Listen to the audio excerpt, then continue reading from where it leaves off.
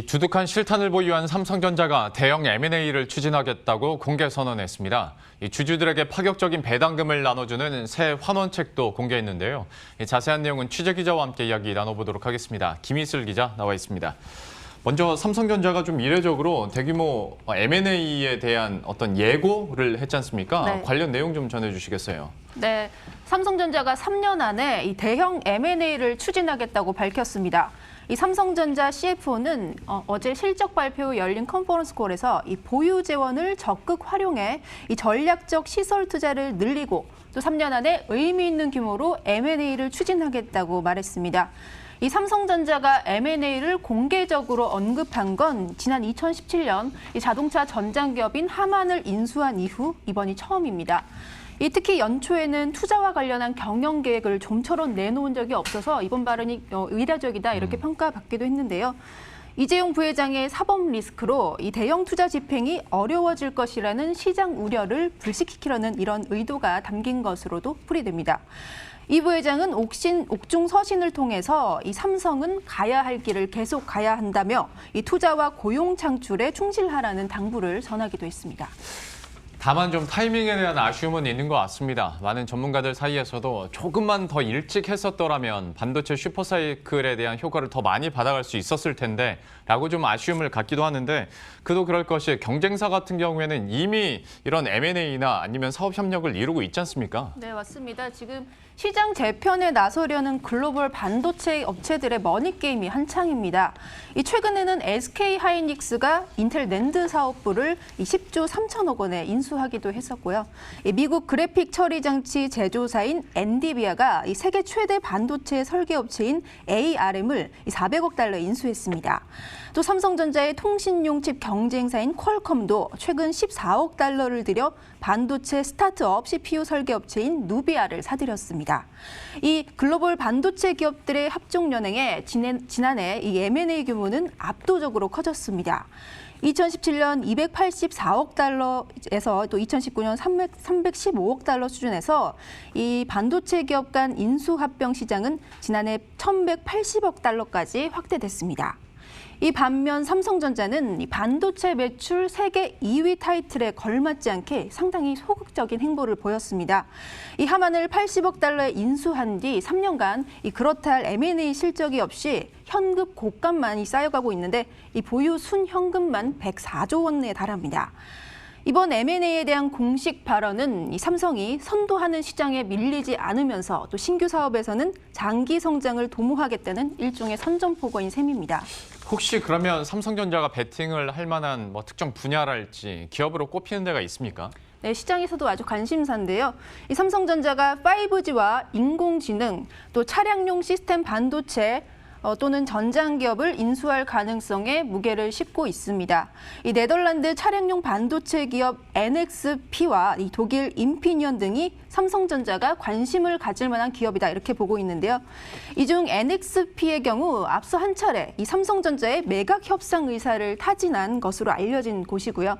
또 독일 인피니언도 이 삼성전자 인수설이 돌았던 업체입니다. 예, 한번 앞으로의 행보들을 지켜봐야 될 것 같고요. 컨퍼런스 콜에서 많은 주주들의 관심을 받았던 포인트 중 하나가 그 시설 투자, 특히 이제 미국 반도체 공장 진짜 하는 건지 마는 건지 뭔가 구체적인 내용이 나오지 않을까 기대도 했었는데 결국 나오지는 않은 것 같더라고요. 네, 맞습니다. 일단 외신에서 굉장히 관심을 많이 보이고 있는 사안이죠.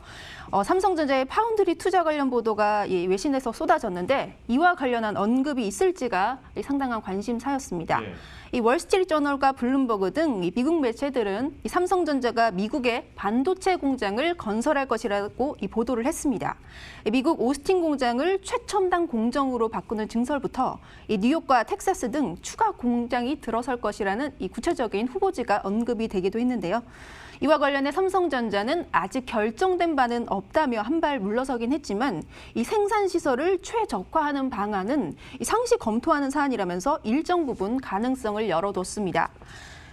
또 종합 반도체 기업인 인텔이 이 파운드리 확대 계획을 내놓은 것에 대해서는 이 아웃소싱 확대는 파운드리 시장 확대로 이어질 것이라며 이렇게 얘기를 하면서도 이 수주와 관련된 사안은 이 구체적으로 언급하기는 어렵다고 말했습니다. 이 삼성전자는 앞으로 시장 환경에 대해서는 기술 경쟁이 심화되고 있고 또 여러 잠재적 리스크가 상존하긴 하지만 대체로 긍정적이다 이렇게 내다봤습니다. 디램의 경우 상반기 업황 개선이 기대되지만 이 지정학적 리스크 등을 고려해야 한다면서 이 반도체 빅사이클에 이 신중한 입장을 취했습니다. 예.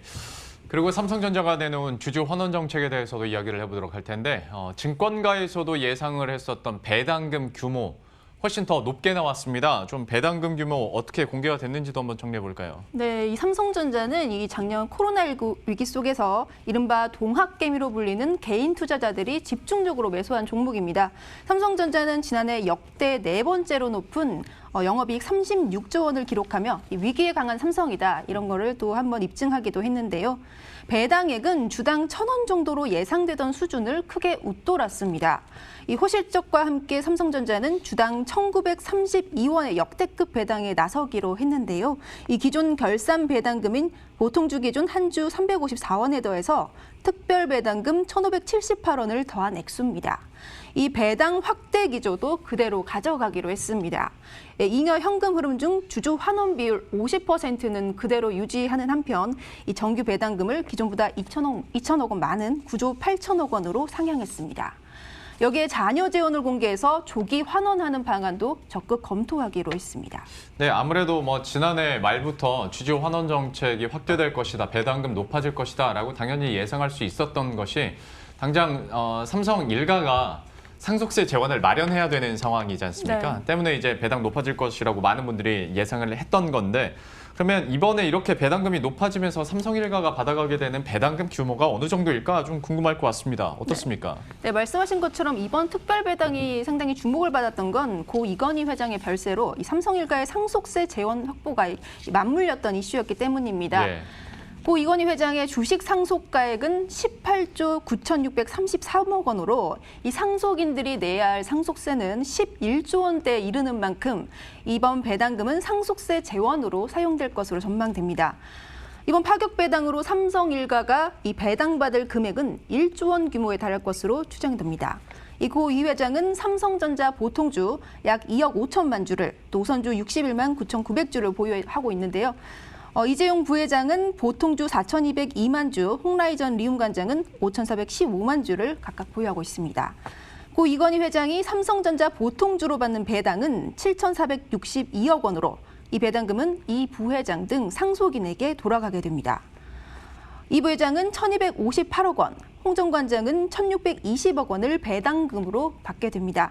이 삼성일가 전체가 받는 배당금은 이 2019년 4,900억 원에 비해 이 2배 늘어났습니다. 11조 규모의 상속세는 향후 5년에 걸쳐 낼 것으로 예상되는 만큼 앞으로 배당금이 이 주요 재원으로 사용될 것으로 보입니다. 예.